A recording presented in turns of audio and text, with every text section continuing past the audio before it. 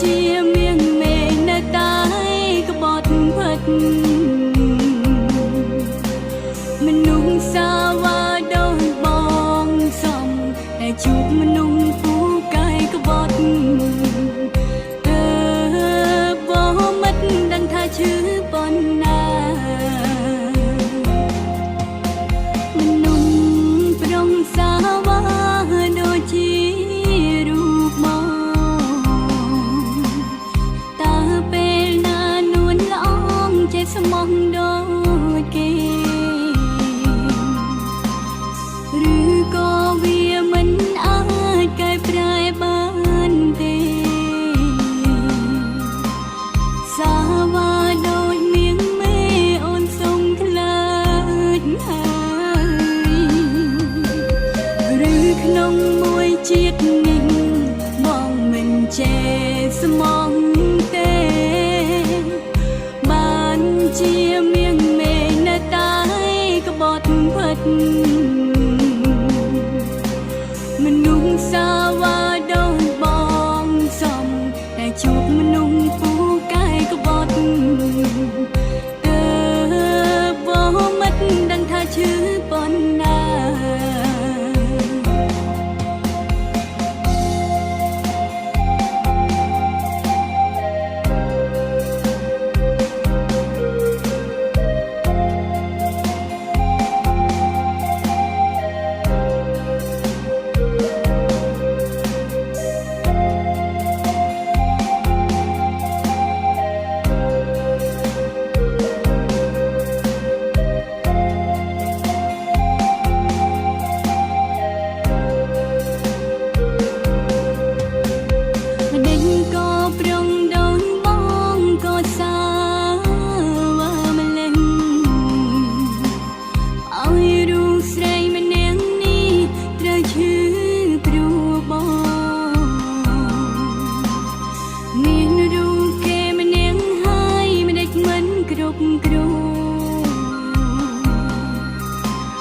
ហើយនៅវ័យមកទាំងតងអូនទៀនធ្វើ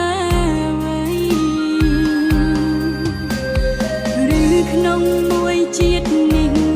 បងមិនចេះស្មោះទេ